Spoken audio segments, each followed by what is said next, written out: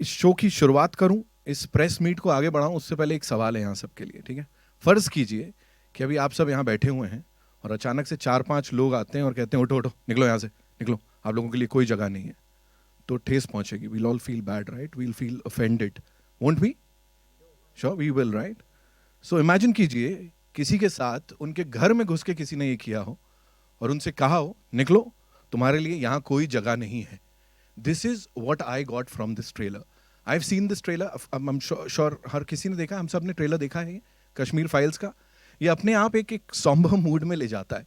This is something जो कि शायद बहुत पहले इसकी बात किसी ने करनी चाहिए थी लेकिन नहीं की है।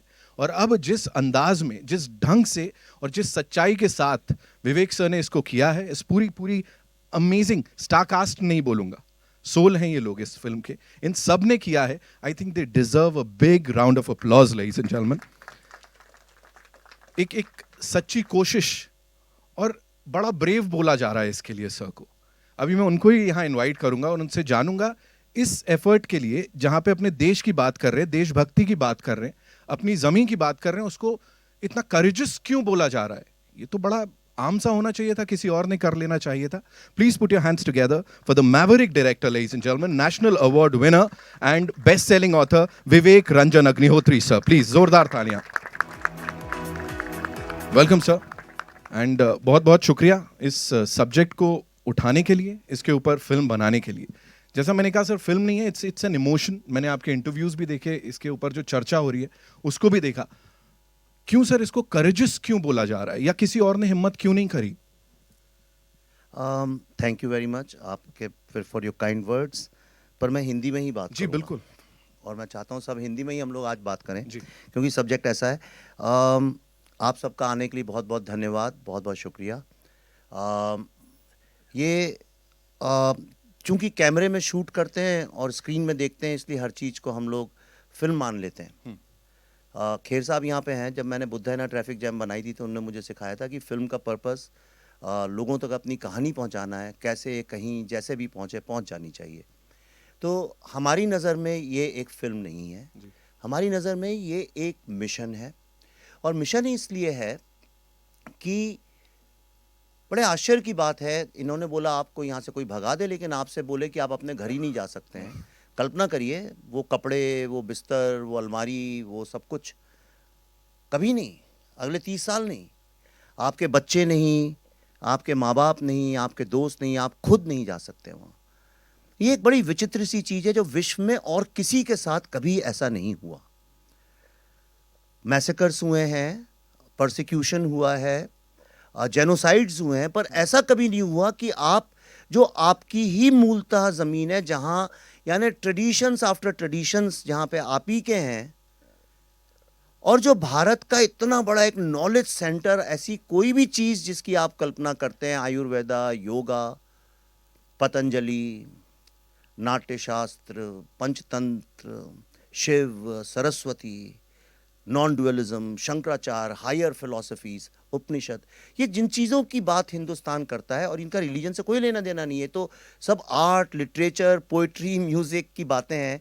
आज उस ज़मीन पे जहाँ पे ये सब पैदा हुआ था, आज ना तो वहाँ आर्ट है, ना म्यूज़िक है, ना लिटरेचर है, कुछ नहीं है। और जो लोग जिनने ये सब पैदा किया था, आज वो भी उनके लिए जगह नहीं है। कोई जाता है, आज भी आपने कुछ हफ्ते पहले सुना होगा कि आइडेंटिफाई करके कार्ड, आई कार्ड निकाल के स्कूल में किस तरह से टीचर्स को मार डाला गया स्टूडेंट्स के सामने। तो एनीवे, तो the reason we are here, हम प्रेस कॉन्फ्रेंस करेंगे, सब करेंगे, लेकिन मैं आपको ये दिखाना चाहता हूँ कि ये फिल्म बनी कैसे। मैं और पल्लवी, हम लोगों ने एक बहुत छोटे क्रू के साथ 700 से ज़्यादा फर्स्ट जनरेशन विक्टिम्स मतलब जिनके माँ या पिता का कत्ल हुआ, किसी का रेप हुआ, जहाँ बच्चों को मारा गया, घर जला दी गया, संपत्ति लूट ली गई, ऐसे लोग जो फर्स्ट हैंड विटनेस हैं, जिनके साथ हुआ या जिनने आंखों से अपने पिता या माँ के साथ देखा। क्योंकि कई बार क्या होता है कि जब आपने देखा नहीं है, सुनी सुनाई बातें, तो उसमें एग्जैजरेशंस वगैरह भी होते हैं। तो ऐसे लोग दुनिया में जहाँ भी थे, अमेरिका में, यूके में, जर्मनी में, उन सब के हमने वीडियो टेस्टिमोनियल्स, जैसे कि वॉर क्राइम के किसी गवर्नमेंट को रिकॉर्ड करने चाहिए, जो हमारे यहाँ किसी भी गवर्नमेंट ने नहीं किया आज तक, वो हम लोगों ने अपने दिमाग में एक ट्रिब्यूनल सा बनाया और कहा let's report them like war crimes. और ये एक एक दो दो दिन तक कई कई इंटरव्यूज चलते रहे। कई तो ऐसे लोग थे बहुत बुढ़े भी हो गए, 80-90 साल के भी हो गए।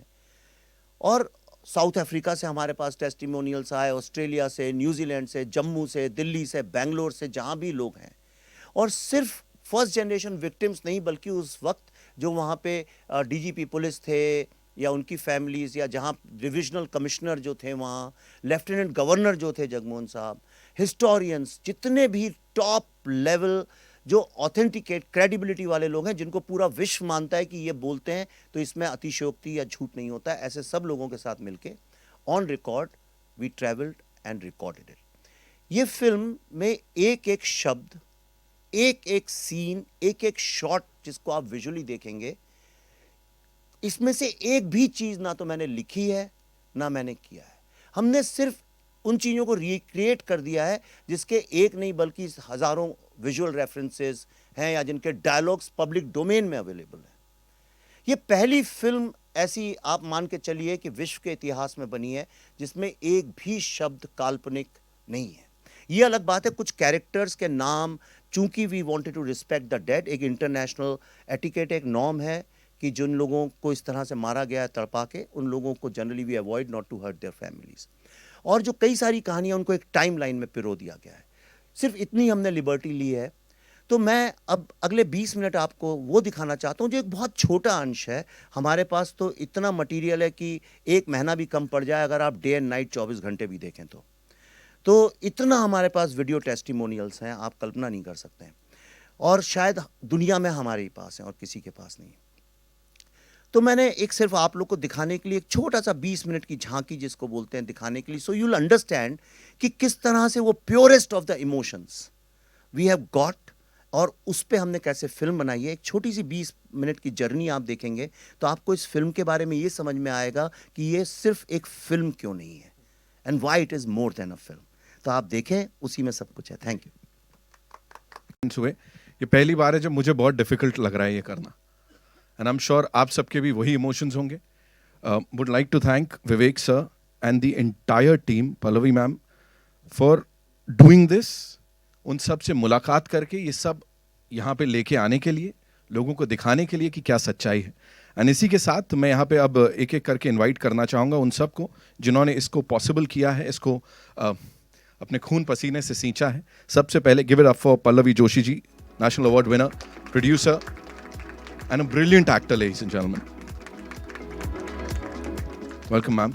आपके बाद उनकी तारीफ में जितना कहा जाए उतना कम है। हर किरदार को बिल्कुल जिस तरह निभाते हैं उसके ऊपर मैं कमेंट नहीं करना चाहूंगा, छोटा मुंह बड़ी बात होगी। He is the one the only Anupam Kher साहब, जोरदार तालियां प्लीज उनके लिए। We have the very versatile someone, जिन्होंने जो भी किरदार किया उसको एक अलग ढंग से, आई थिंक ब्रीफ जो मिलती होगी उससे भी एक कदम आगे जाके प्रस्तुत किया होगा। गिव इट अप फॉर दर्शन साहब यहाँ पे हमारे साथ। हम सबके फेवरेट हैं। विवेक से संस्कृति की बात करते हैं, कल्चर की बात करते हैं, और जब ये बात आती है तो कैसे उनको नहीं बुलाया जाए, कैसे उनकी बात नहीं की जाए। पुनीत सर साहब के लिए जोरदार तालियां हो जाए प्लीज, हम सब के favourite. We also have Atul ji हैं हमारे साथ, अतुल जी के लिए जोरदार तालियां हो जाए। Another brilliant actor. And now, जैसा मैंने कहा खून पसीना लगा है इसमें, जी जी, जैसा मैंने कहा कि खून पसीना लगा है तो डायरेक्टर साहब को बुलाऊंगा, लेकिन उनसे पहले Chinmay, I think he is not here, so give it up for Bhasha, ladies and gentleman, जिन्होंने अपने कला से इसमें जान डाल दी, of course. And now ladies and gentleman, the person behind all this, give it up for Vivek Ranjan Agnihotri sahab, ladies and gentleman, welcome sir. Please be seated. जी, thank you so much. Pallav ji, मेरा आपसे है सबसे पहला सवाल, बिफोर वी मूव ओवर और media से सवाल लें हम। इतने सारे लोगों से मिलना, आंखें भर आई यहाँ देखने वालों की, और जो किरदार आप प्ले कर रही हैं वो कितना डिफिकल्ट था after meeting all those people, उन सब से मुलाकात करके, उनकी दिल की बात सुन के, उसको समझ के, और अब यहाँ प्रेजेंट कर रही हैं, और जो किरदार आप प्ले कर रही हैं, क्या कहेंगे उसके लिए? Good evening everyone. मैं पता नहीं मैं कितनी बार ये देख चुकी हूँ ये जो आपने अभी देखा. But believe you me, every time I see this, every time I can't stop my tears. जो रिसर्च हम लोग कर रहे थे, as you can see how painful it was. रोज़ हम लोगों से यही सुन रहे थे, उनकी पेन की स्टोरीज सुन रहे थे, उनकी एंग्विश, किस तरह से उनका सब कुछ पीछे छूट गया, किस तरह से उनके घर वालों को बहुत बेरहमी से मारा गया. तो एक समय के बाद ये होने लगा कि दिमाग है ना, इतने दर्द को, इतने दुख को प्रोसेस करना बंद कर देता है एक समय के बाद. And every time we would go back to our hotel, Vivek and I would just lie down and keep staring at the ceiling क्योंकि नींद ही नहीं आ रही थी हमें. It was impossible to emotionally unwind क्योंकि हमें पता था कि दूसरे दिन सुबह उठ के जो सुना है उससे भी ज़्यादा भयानक स्टोरीज हमें सुननी है. And we kept doing this for like almost a month and a half. And after that, when I came back, I said it was impossible. At a point came when I told Vivek, मैं जा रही हूँ वापस. I cannot take this pain anymore. And it wasn't just the pain, it was also the guilt. You know, somewhere as an Indian, कि ये कहानियाँ हम तक पहुँची नहीं, ये जो कुछ भी हुआ कश्मीर में हम तक पहुँचा नहीं. एंड हम इतना भारत की बात करते रहते हैं और हमने कुछ किया नहीं, हमारे अपने ही लोगों के लिए नहीं किया. सो ये एक गिल्ट भी बहुत ज़बरदस्त था. और उसके बाद जब ये स्क्रिप्ट लिखी विवेक ने, and when I realised I am going to play Radhika Menon, मेरे दिमाग में मैंने उसको बहुत बड़ा बना लिया था पहले, विलन को, क्योंकि इतना सारा मैंने सुना था. तो एक I would just like to tell you one very small incident. Vivek ने मुझे एक बार, हम लोग ज़ेन की बात कर रहे थे, तो he had explained it to me very well. When I didn't know Zen, rivers were rivers, trees were trees, mountains were mountains. When I began to understand Zen, rivers were not rivers, mountains were not mountains, and trees were not trees. And when I finally understood Zen, rivers were rivers, trees were trees, and mountains were mountains. So that's exactly what had happened with me also, कि मैंने पहले तो, अगर मेरे पास कोई ये भूमिका शायद लेके आता, कोई और डायरेक्टर ले आता, I probably would have played it absolutely the same way, थोड़ा अपना थॉट डाल के उसमें. ये टूर जब हमारा हुआ, रिसर्च टूर, उसके बाद I said no, the villain has to be like really big. और सारा रिसर्च होने के बाद जो स्क्रिप्ट फॉर्म में जब हमारे सामने आया, so then I realized no, what Radhika Menon has to be. And I'm so glad that I got an opportunity to play this because I know exactly how big the villain is for the Kashmiri Pandits after having listened to their stories. Thank you. Thank you so much, ma'am. Thank you so much. Anupam sir, this one's for you. Being a Kashmiri Pandit, मैंने पढ़ा है, आपने कहा भी कि आप अपनी माता जी को ले जाना चाहते हैं उस जगह वापस, you know, आंखें नम है, of course. You want to go back there, but और आपने वो परचम भी लहराया है, कश्मीरी पंडितों की बात आपने की है तब से लेके अब तक. बट नाउ, अब जब ये किरदार आपको प्ले करने के लिए बोला, वो एक तरीके से सब रीलिव कर रहे थे आप, क्या चल रहा था दिमाग में? बहुत मुश्किल होता है उस किरदार को प्ले करना जो आपने महसूस किया हो, बिकॉज महसूस करना जो है, when you are performing that as an actor, सिर्फ महसूस करना काफ़ी नहीं होता है, बिकॉज आपको एक फ़िल्म के दायरे में एक्टिंग करनी है. तो इस फिल्म के दो पहलू हैं, as an actor and as a person. तो जहाँ तक पर्सन की बात है, आप कितना भी महसूस कर लो, अगर वो एक्टर अच्छा नहीं है तो वो पर्दे पर उस दर्द को, उस तकलीफ़ को नहीं ला सकता है. महसूस तो हम सब लोग करते हैं, हम सब लोग दुख महसूस करते हैं, हम तकलीफ़ महसूस करते हैं, खुशी महसूस करते हैं, हंसते हैं, रोते हैं, but everybody can't act it out. It's a job of an actor to do that. So I want to separate two issues over here. One is that just because I'm a Kashmiri Pandit does not mean that I will be able to portray that pain brilliantly unless I can project what I'm feeling. जब विवेक ने मुझे पता लगा कि वो ये film कर रहे हैं और उन्होंने मुझे ये रोल दिया, और सबसे पहली बात जो इन्होंने मुझे बोली कि मैंने कहा इस कैरेक्टर का नाम क्या रखा है, तो इन्होंने कहा पुष्करनाथ. पुष्करनाथ मेरे पिताजी का नाम है, मेरे अपने पिताजी का. तो एंड हम जब देहरादून पहुँचे इसकी शूटिंग करने के लिए, तो मिथुन जी और पुनीत और दर्शन ऑलरेडी शूटिंग कर रहे थे। अलग से एक फिल्म का माहौल ही कुछ अलग था। ऐसा लग रहा था कि कुछ बहुत ही इम्पॉर्टेंट फिल्म बन रही है, क्या हो रहा है, क्या सिचुएशन है। हम तो बाहर से आए थे, फ्लाइट से ऐड किए थे, रास्ते में खाना वाना खा के गए थे। And then it dawned on me what it is to be playing Pushkar Nath, a simple normal human being जिसको कोई दुनिया की ऐसी चीज़ों का पता नहीं है। I was representing a normal Kashmiri Pandit from Kashmir, which my father represented very well.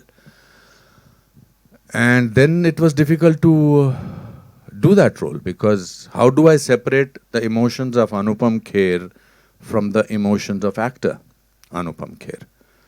What is real and what is acting? So from that point of view, it was one of the most difficult roles. He gets dementia, he does not know what is happening, he has to, and on top of it, I was doing scenes with Darshan, who was not on the same wavelength as a character of Pushkar Nath. So it was a difficult job. Plus कहानी वो थी जो मैं सुन चुका था अपने रिश्तेदारों से, करीबी रिश्तेदारों से, मेरे मामा से, मेरी माँ से, और हम सब वो अंडर द रग उसको जब छुपाते हैं ना, जब तकलीफ बहुत ज़्यादा होती है तो उसको दबा के रखते हैं. That's why it turns into depression. But I'm so happy that Vivek, you and Pallavi, you made this film, because आप लोग तो बहुत सारी चीज़ों से जूझते हैं as journalist, but इस कमरे की खामोशी बताती है कि आज आपको भी कहीं तो झटका लगा है. And that is the biggest achievement, I will say, of the film, because when pain reaches other people, then half the job is done. So I think this is what this film has done. Thank you so much sir, thank you so much. Vivek sir, this one's for you. मैं आपसे जानना चाहूँगा, generally क्या होता है, film आने वाली होती है, बहुत हल्ला गुल्ला मचाया जाता है, मार्केटिंग होती है, प्रमोशंस होते हैं. ये यदाकदाई देखने को मिलता है कि जब फिल्म का ट्रेलर आ चुका है, लोग खुद से उसको रिव्यू कर रहे हैं, लोग उसके बारे में बात कर रहे हैं, ऑर्गेनिक रीच जो कहा जाता है. प्लीज़ मेरे को उसके ऊपर थोड़ा बताइए, because I know you would not want to talk about that कि ठीक है यार, सही जगह जा रही है चीज़, बट नहीं, ऑर्गेनिक रीच और जिस तरह से इसको लोगों ने एक्सेप्ट किया है, उसके ऊपर प्लीज बोलिए कुछ. सच बोलूं? बिल्कुल सच बोलना है सर. डिप्लोमेटिकली बोलूं, देखिए, ऑर्गेनिक रीच, ऑफ कोर्स मैं मीडिया का स्टूडेंट हूं, मैंने कम्युनिकेशन में ही पढ़ा है, one of the best institutes in the world. तो आप बिल्कुल सही कह रहे हैं. एक होता है ऑर्गेनिक रीच जो लोग खुद एक दूसरे तक पहुंचाते हैं मैसेजिंग, और दूसरा होता है एक हाइप्ड अप रीच, जहाँ आप इतनी ज़्यादा हाइप क्रिएट कर दें, इतनी हाइप क्रिएट कर दें कि लोग एक इवेंट बन जाए और मजबूरी में लोग कहें भाई हमें तो इस इवेंट का पार्ट होना, चाहे वो अच्छा हो चाहे बुरा हो. तो साल में 5-6 फिल्में इंडिया में रिलीज़ होती हैं, 6-7-8 मैं कहूँगा, जो लोगों ने डिसाइड कर लिया कि वो चाहे 2024 में आए चाहे 2026 में आए, ये एक बहुत बड़ा इवेंट होगा, हमें इसका पार्ट बनना है. हमारे आसपास भी ऐसी फिल्में आ रही हैं. 3 साल से सारा मीडिया लिखता है कि ये फिल्म तो लोग देखेंगे, यानी मीडिया ने डिसाइड कर लिया घर घर जाके कि उस फिल्म को कौन देखेंगे. अब जब मीडिया ने डिसाइड कर लिया तो लोगों तक वो बात पहुंच ही जाती है.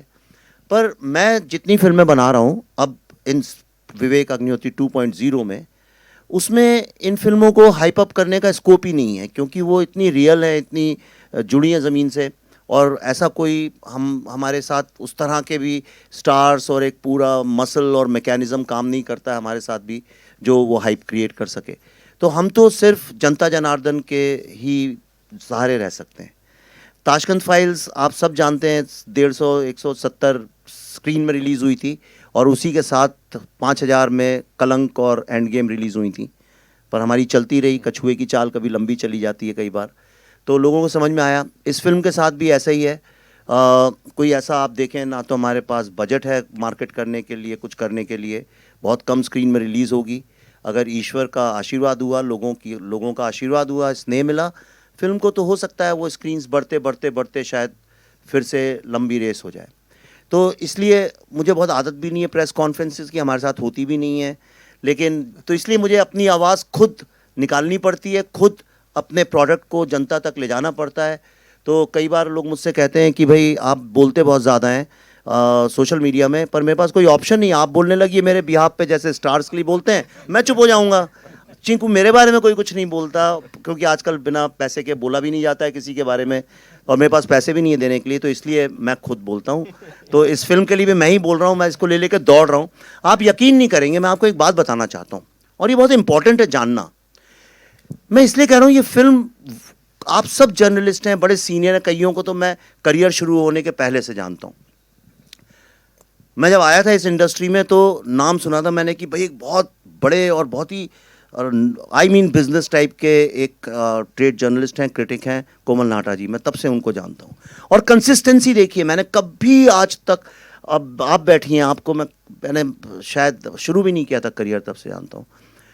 तो आप सब भी बड़ी शिद्दत से अपना काम करते हैं, पर ये जो फिल्म है इसको हमने मार्केट भी उस तरह से नहीं किया, देखो हमने फिल्म बनाई अब मार्केटिंग करते हैं, हमने वो सब किया नहीं। हमने कहा फिल्म बनी हुई थी, कोविड का वक्त था, हमने कहा चलो इसको कहीं नहीं है तो अमेरिका में तो दिखा सकते हैं, वहाँ सिनेमा हॉल खुले हैं, वहीं लोगों को दिखाते हैं।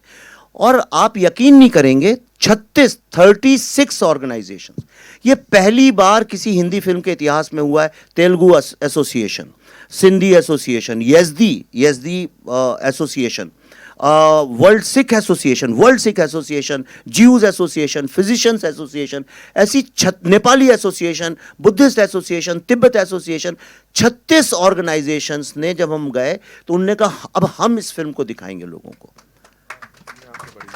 और ये अमेरिका के 16 सिटीज में जैम पैक्ड, मतलब स्टैम्पीड होती थी। आप उसकी फोटो देखेंगे, वीडियोस सब जगह पड़े हमने डाले।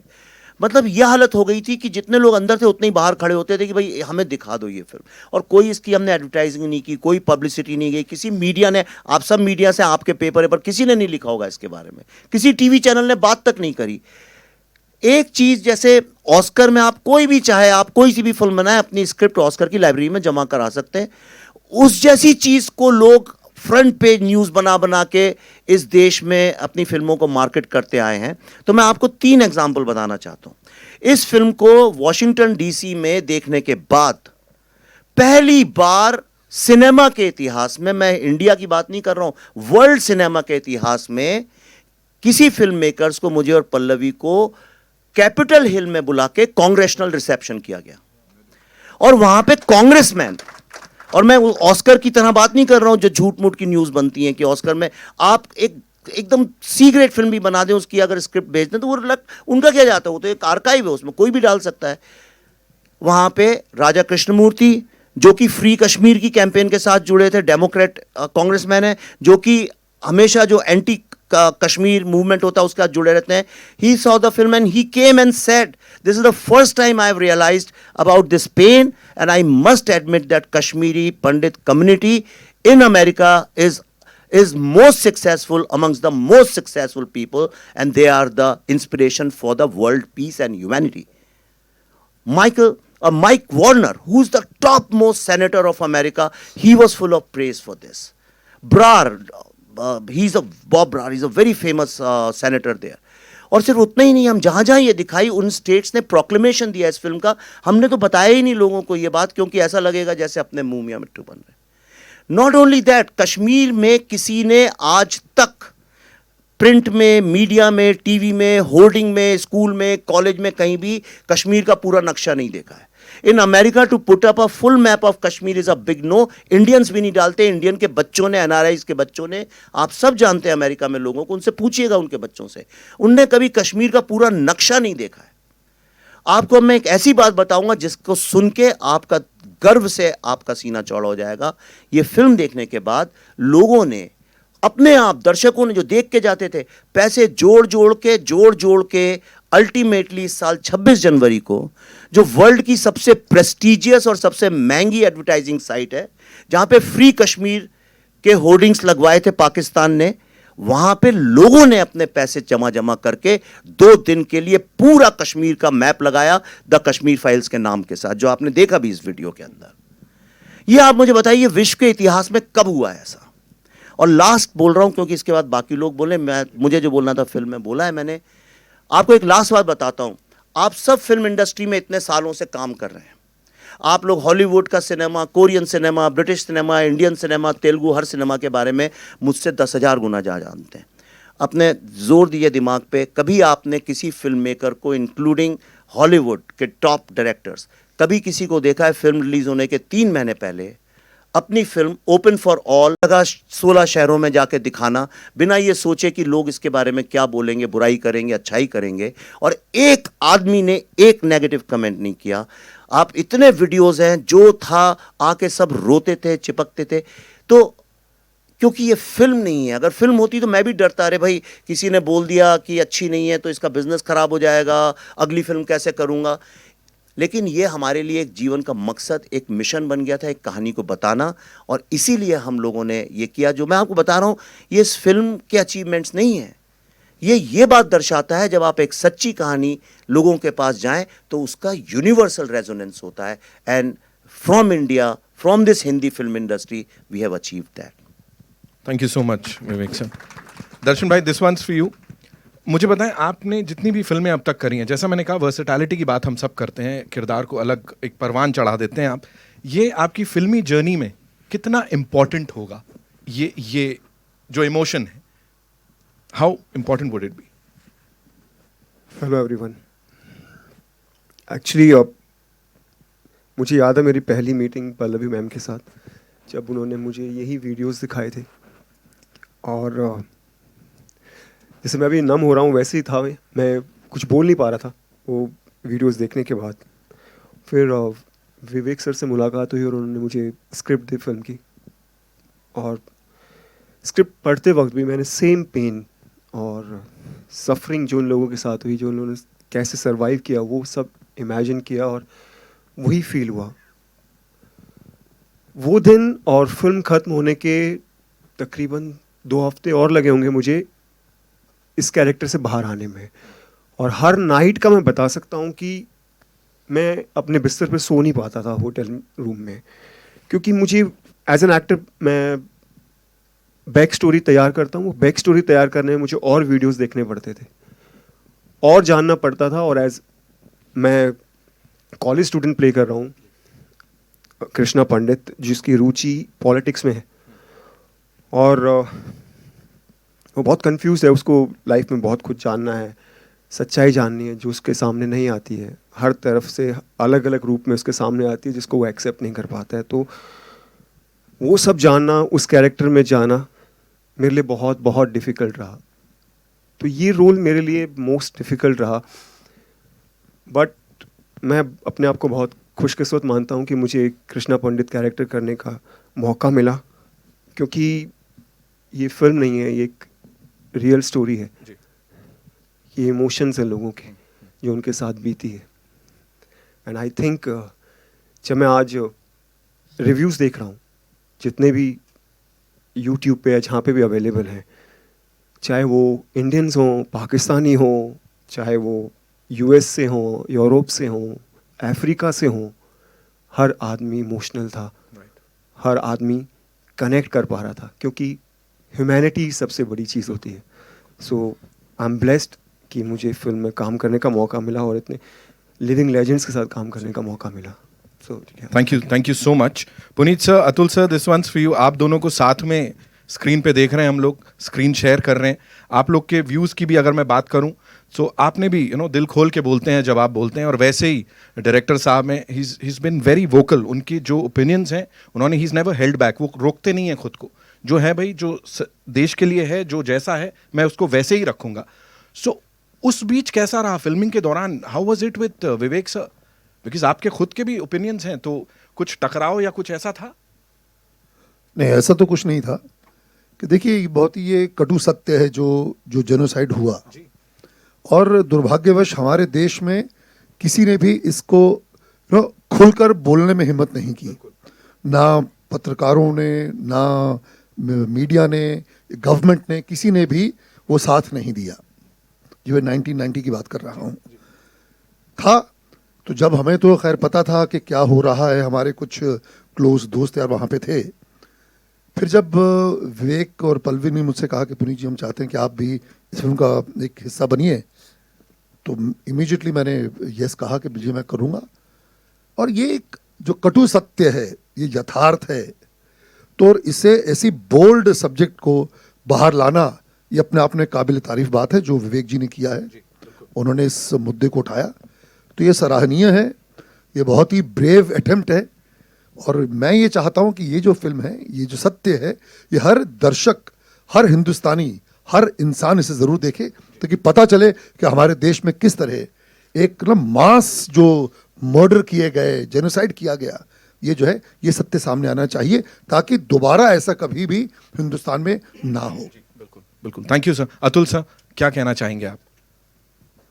मुझे गर्व है कि मैं इस फिल्म का हिस्सा हूँ, और विवेक जी के लिए मैं हिम्मत की दाद दूंगा कि आज तक किसी ने ऐसी हिम्मत नहीं की इस विषय पे फिल्म बनाने की, और जो कहानी जो घटना घटी उस पर सच्ची फिल्म बनाने की किसी ने हिम्मत नहीं करी।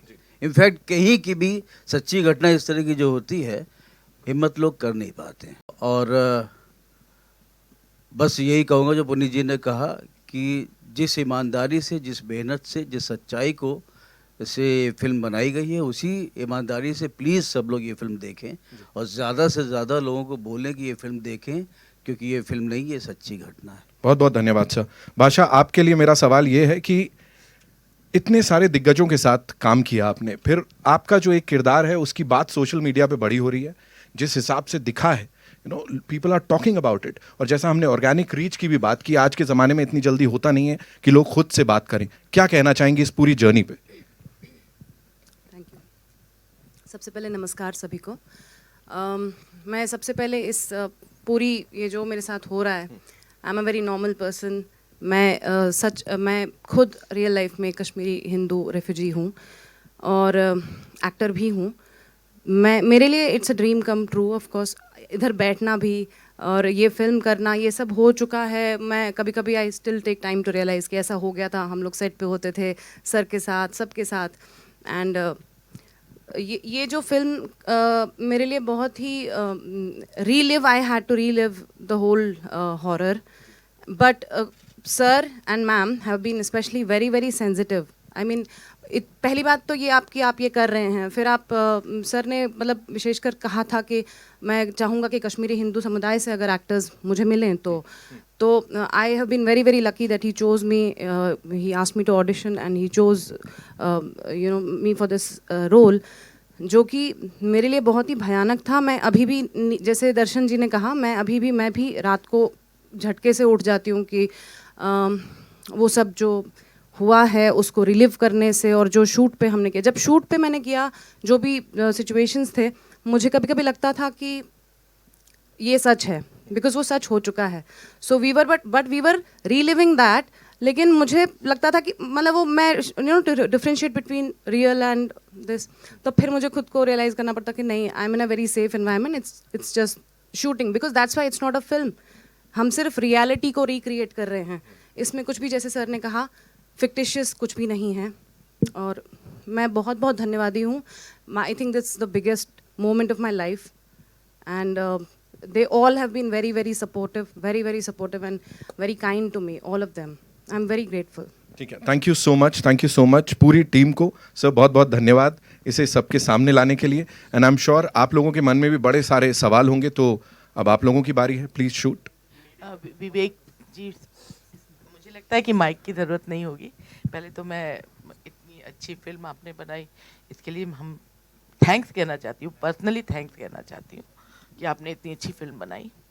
मैं ये सवाल करने की हिम्मत जी, मैं खुद एक कश्मीरी पंडित परिवार की बहू, और हमारा भी चहेड़ू के पास गांव था जहां हमारी प्रॉपर्टी थी, और हमें भी निकाला गया, वहां से हटाया गया।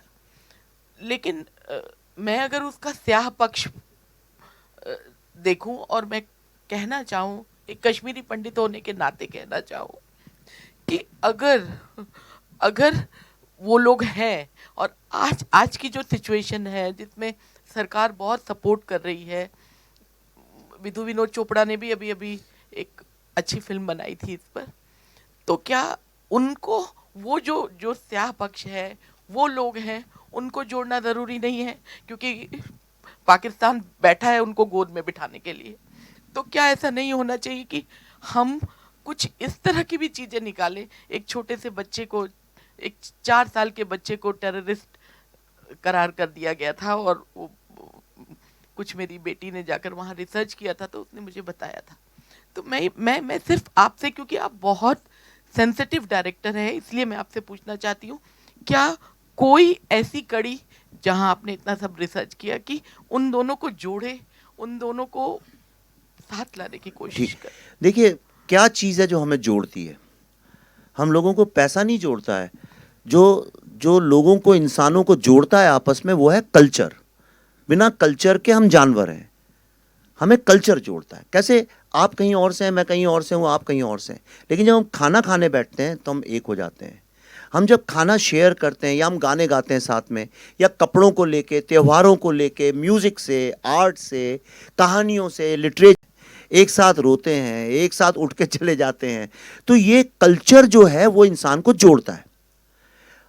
अब एक बहुत बड़ी समस्या ये हो गई कि कश्मीर में आज कल्चर के नाम पे कुछ बचा नहीं है, एक मोनोटोनिक चीज़ है, कोई डाइवर्सिटी। कश्मीर इतना डाइवर्स था, भारत से जगह जगह से, केरला से, बंगाल से, सब जगह से लोग वहाँ गए थे और वहाँ रिसर्च करके सब अल्टीमेटली पंडित, जिनको आज बोलते हैं पंडित मतलब the highest intellectuals and the scholars of a subject, तो वहाँ पे पंडितों का एक समूह बना और वो इंडिया का जितना भी रिसर्च है, 90% से ज़्यादा जो इंडिया का रिसर्च है सारा वहाँ हुआ। इतनी डाइवर्सिटी थी।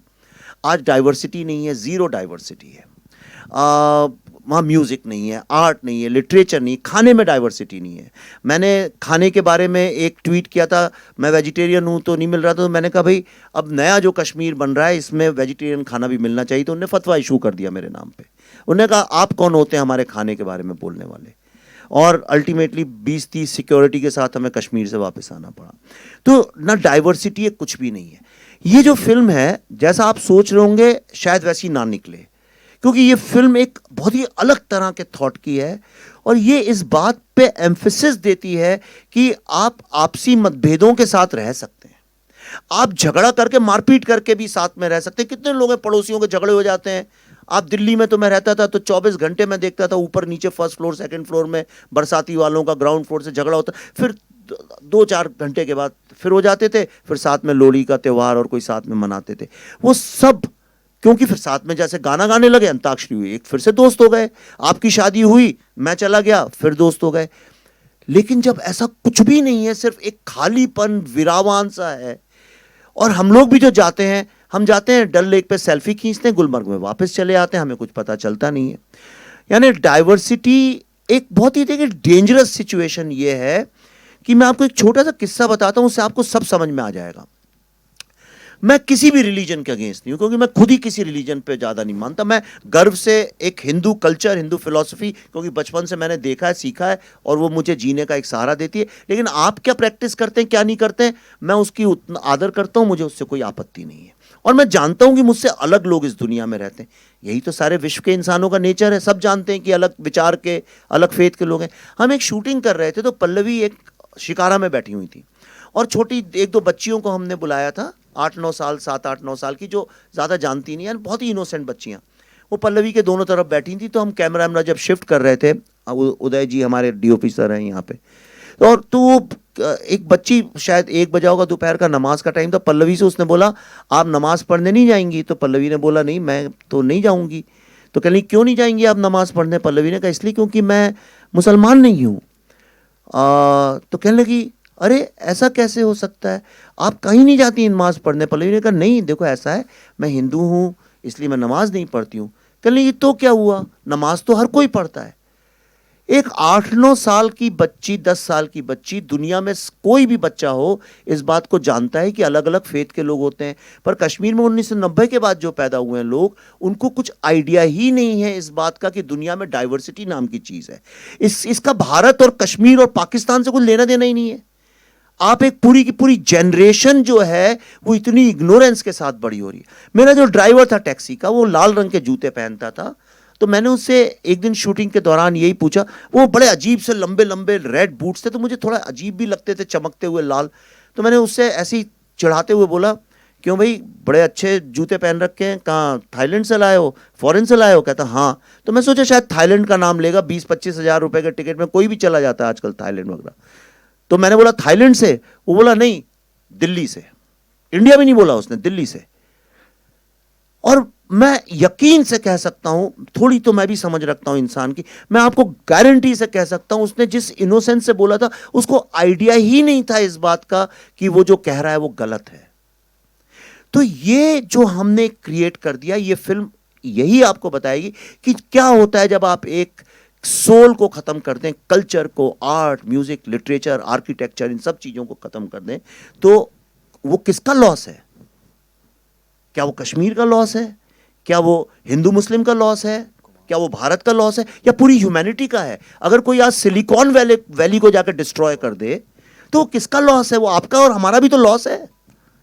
लेकिन हम तब तक उसको अपना लॉस और डेंजर नहीं समझते जब तक वो गोरेगांव या बोरीवली तक आके वो खड़ा ना हो जाए आपके सामने, या दिल्ली में गुड़गांव या फरीदाबाद तक ना आ जाए। हमारे तो किसी और का प्रॉब्लम है, देख लेंगे। पर ये फिल्म देखने के बाद अपने जीवन में मैं गारंटी करता हूं आप कभी ऐसा नहीं सोच पाएंगे। So be prepared before you see this film. Vivek sir, Priyanka Singh, Dainik Jagran से। जब आप रिसर्च कर रहे थे फिल्म के लिए, आपने कहा था कि बतौर फिल्म मेकर मुझ में एक बदलाव आएगा, और अभी थोड़ी देर पहले भी आपने एक शब्द का इस्तेमाल किया अपने लिए, अपना नाम आपने कहा विवेक अग्निहोत्री 2.0 वर्जन। तो क्या बदलाव है पहले विवेक अग्निहोत्री में और 2.0 वर्जन जो है, दोनों में क्या बड़ा बदलाव एक हुआ है? मुझे ज़्यादा बोलने की ज़रूरत नहीं है, आप बस ट्विटर में जाइए और जिस डेट को मैंने इसका रिसर्च शुरू किया था उस डेट के पहले मुझे देखिए, उसके बाद देखिए। सारा ये क्रिएटिव कॉन्शियसनेस, सुबह स्पिरिचुअलिटी की बात, उसी के बाद सारी शुरू हुई है। पर एक जो बदलाव मेरे में, पल्लवी में, हमारे दोनों बच्चों में जो आया, क्योंकि हमारे दोनों बच्चों को हमने इसलिए इन्वॉल्व किया था, ट्रूथ कितना भी ज़्यादा कड़वा हो, कुछ हो, यही उम्र है 18-19 साल की जब तुम्हें समझ में आना चाहिए कि क्या होता है जब ह्यूमैनिटी नहीं होती है। मेरा विश्वास कल्चर, आर्ट, लिटरेचर, इन चीज़ों पे इतना ज़्यादा बढ़ गया है, मुझे समझ में आ गया है वही सोसाइटी सबसे ज़्यादा सुखी है जहाँ पे डाइवर्स कल्चर है, डाइवर्सिटी जहाँ पे है। आज भारत, सब कहते हैं 5000 साल से we have survived the oldest civilisation in the world. क्यों है? क्योंकि इतनी डाइवर्सिटी दुनिया में कहीं भी नहीं है जितनी हमारे यहाँ है। तो मेरा विश्वास डाइवर्सिटी पे बढ़ गया है। और मुझे एक बात तो ज़रूर समझ में आ गई है कि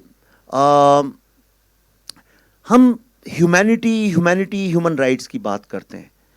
मैंने तो अपनी ज़िंदगी में जिस ह्यूमैनिटी की हम बात करते नहीं देखी।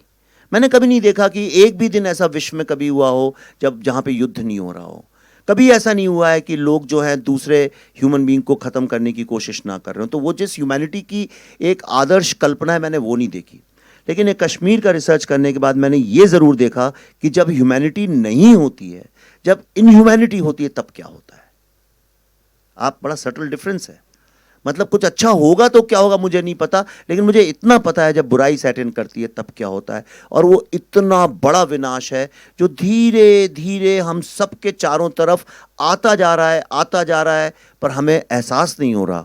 आपको भी नहीं पता किस तरह आपके आसपास कल्चर जो है वो डिस्टर्ब हो रहा है, डिस्ट्रॉय हो रहा है, चेंज हो रहा है, पर हमें नहीं पता है क्योंकि हमारे घर के अंदर नहीं घुसा है, और शायद घुस भी गया हमें एहसास नहीं है। पर ये फिल्म देखने के बाद आपको समझ में आएगा कि हम लोग कितनी डिफिकल्ट सिचुएशन के साथ गुजर रहे हैं। बिल्कुल। एक और सवाल है मेरा आपसे। शिया समुदाय नाराज़ है क्योंकि उनको लगता है कि आपने आयतोल्ला खुमैनी का जो तस्वीर है वो आपने आतंकवाद के साथ जोड़कर दिखाई है। उनकी मांग है कहीं ना कहीं कि उस दृश्य को निकाला जाए। सर, आपका क्या कहना है कि आप निकालना चाहेंगे या वो ज़रूरी है दिखाना, या रखना चाहेंगे? इस पर क्या रिएक्शन है आपका? देखिए, ये लीगल नोटिसेस हैं, इनका कायदे से मेरे को कुछ बोलना नहीं चाहिए। ये लीगल मैटर्स हैं तो इसका लीगल जवाब ही जाएगा प्रोड्यूसर्स की तरफ से।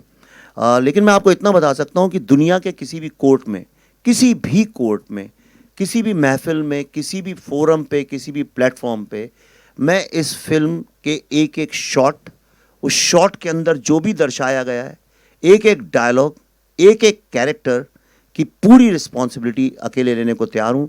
दुनिया के किसी भी फोरम, प्लेटफॉर्म, कोर्ट मैं एक एक चीज़, एक नहीं बल्कि 100 visual references, dialogue references, videos के साथ साबित कर सकता हूँ। इसलिए उंगलियाँ तो बहुत लोग उठाएंगे क्योंकि सबका जो दुकानें चल रही थी हिंदुस्तान में इतने सालों से, सबकी वो थोड़ा उन पे भी चैलेंज होता है, वो भी एक्सपोज होते हैं। तो उंगलियां उठेंगी मुझे उससे कोई इतनी, जब फतवों जैसी लड़ाइयाँ लड़ सकते हैं तो फिर 10, 12, 15 लीगल केसेस तो लड़ ही सकते हैं।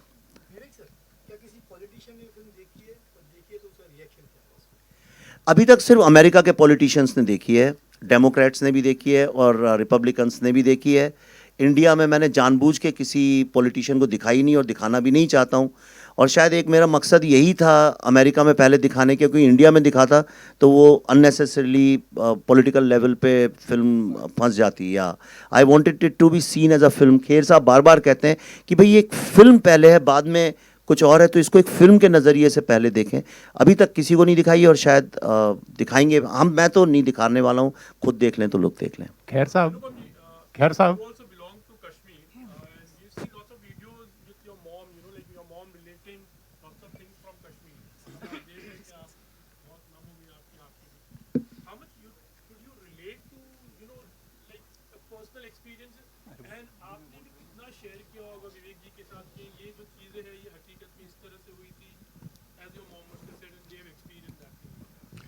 Before that, I want to say that just because the film is based on true events and research does not mean that it was easy to direct and write this film. उसके लिए you need to be a brilliant director and brilliant writer. So बहुत सारी फिल्में आप आजकल तो 80% फिल्मों में पहले आ जाता है सत्य पर आधारित फिल्म, तो उसके बाद बुरा आप बोलते हैं कि बकवास फिल्म है। तो ज़रूरी नहीं कि सत्य पर आधारित जो फिल्म है वो बहुत कमाल की ही होगी भाई। तो इसलिए जहाँ तक मेरी बात है कि इतना इन्होंने रिसर्च किया था that I was mesmerised and very impressed. और उसका नतीजा ये है कि आप ये जब न्यूयॉर्क में जो मेरा एक उन्होंने इंटरव्यू किया, वो न्यूयॉर्क में मुझसे इंटरव्यू करने ही आए थे because I belong to the same community. मैं और Bhasha are the only 2 people who sort of kept hugging each other after every shot because she plays my daughter-in-law and Darshan plays my grandson. But मेरा और भाषा का हम एक दूसरे का एक साइलेंट एक्सचेंज ऑफ एक्सप्रेशन जाता था कि ये सच है, ये जो भी दिखाई दे रहा है ये सच है। मेरा पर्सनल एक्सपीरियंस जो मेरे बिल्कुल इमीडिएट फैमिली में हुआ, वो मैं हमेशा बोलता हूँ कि मेरे जो मामा थे, मेरे मदर के छोटे भाई, और मेरी माँ बार बार इसका जिक्र करती है, उन्होंने अपनी पूरी ज़िंदगी पैसे जोड़ जोड़ के, वो ओवरसीयर थे वहाँ पर, और ओवरसीयर को क्या बोलते हैं नॉर्मली, ओवरसीयर ही बोलते हैं हाँ। तो because overseer is a very typical small town word. तो वो इंजीनियर से जो छोटे होते हैं उनको ओवरसीयर बोलते हैं। तो उन्होंने बड़े मुश्किल से पैसे कमा के, उनका एक सपना था कि कश्मीर में श्रीनगर में अपना एक घर बनाएंगे। तो उन्होंने वो घर जैसे तैसे 86, 85, 87 में बना लिया और बड़े खुश थे कि अपना उनका एक घर था। और जैसे ही उन्होंने घर बनाया उसके कुछ 6-7 महीने बाद ये थ्रेट्स आनी शुरू हो गई कि आप निकलो यहाँ से। एंड फिर ऐसी थ्रेट्स आई कि भाई हमने आपके पड़ोसी को मार दिया है, उसकी लाश वहाँ पड़ी है, अब अगर आप अगले कुछ दिनों में नहीं छोड़ेंगे तो हम फिर आपकी लाश किसी और के घर पर होगी।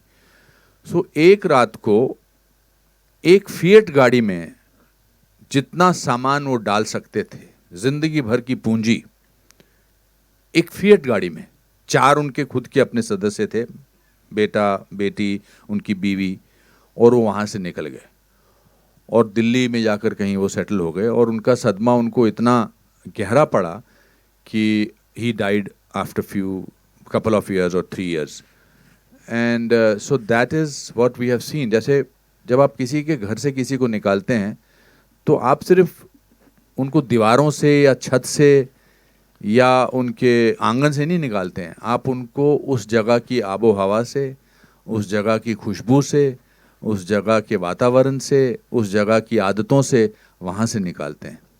मेरे दादाजी का छोटा सा एक मंदिर था 3rd फ्लोर पे, मिट्टी का घर था, और वहाँ पर उनकी वो जो अगरबत्ती रोज़ जलाते थे तो उसकी एक खुशबू थी। अब वो खुशबू टेंट में तो नहीं आ सकती है, या किसी जम्मू के घर में या पूना के घर में या दिल्ली के घर में तो नहीं आ सकती है।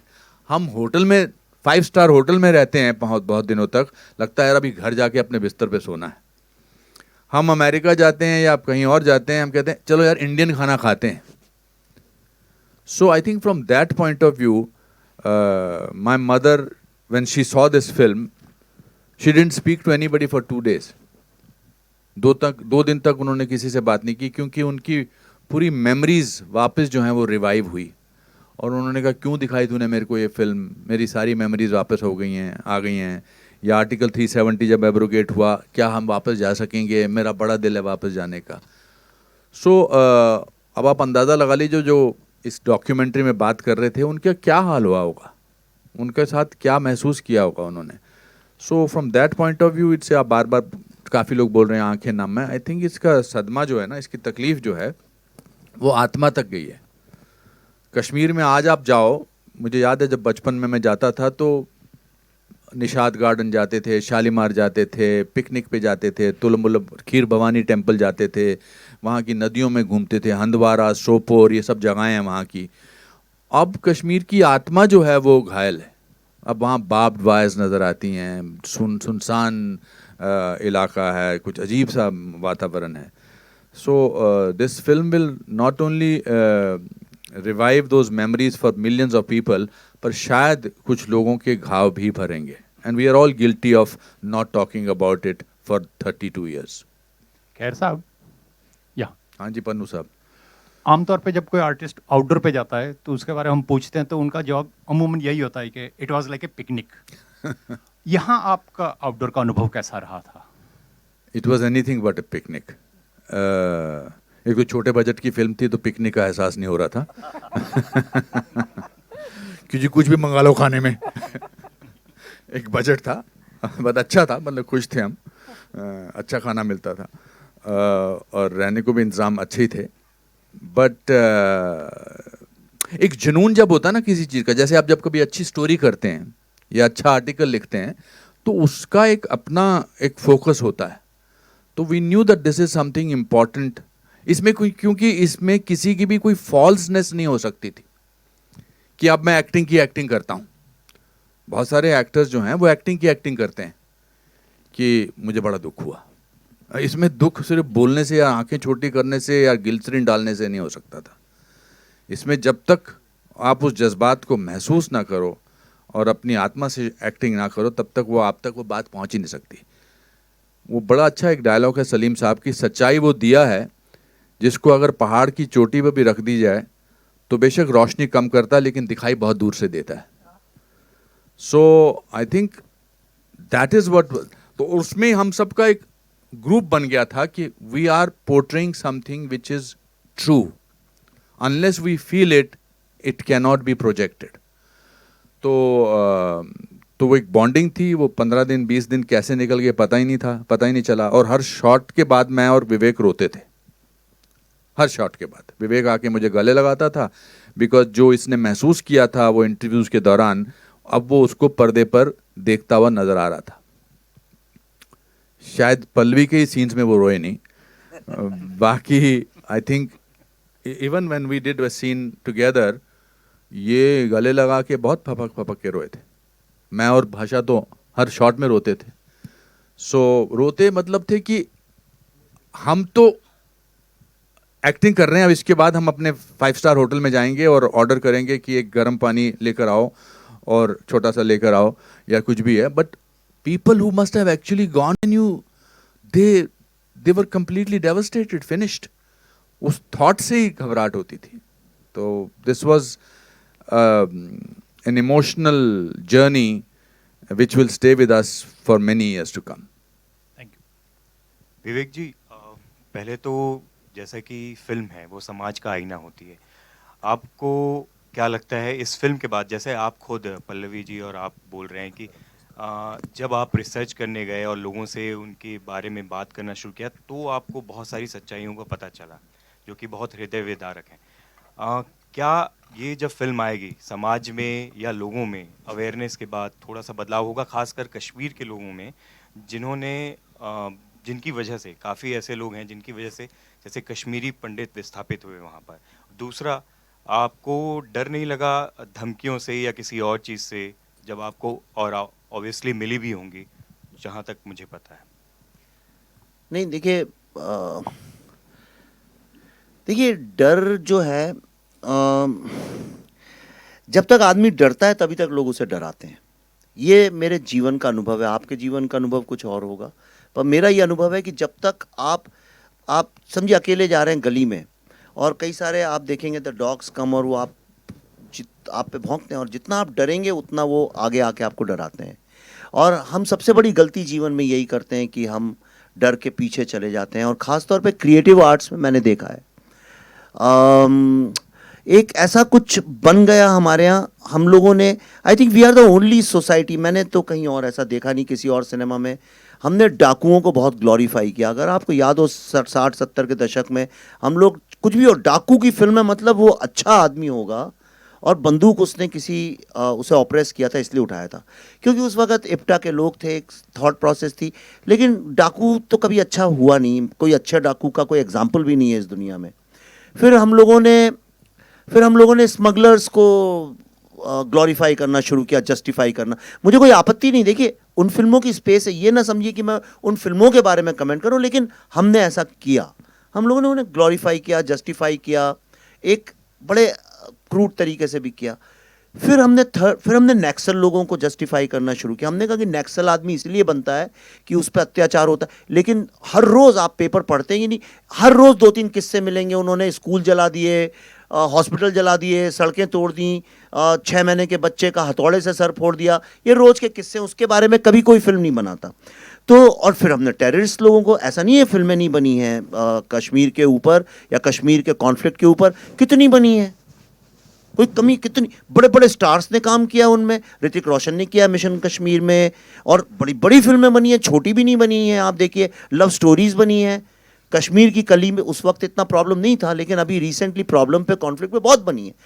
और कम से कम 15-20 फिल्मों, मैंने रिसर्च किया, 15-20 फिल्में तो मैं जानता हूँ बाय नेम, जो आप नहीं जानते होंगे। बहुत सारे, कुछ इंग्लिश में बन गई, कुछ छोटी मोटी बन गई, कुछ फेस्टिवल में चली गई, लेकिन ये जो 15-20 फिल्में जो मैंने देखी रिसर्च के दौरान, वो सारी फिल्में एक ही बात कहती थी कि आर्मी जो है लोगों का रेप करती है, उनको मारती है, इसलिए सारे ये लोग जो हैं बंदूक उठाते हैं और टेररिज्म को जस्टिफाई कर रही थी।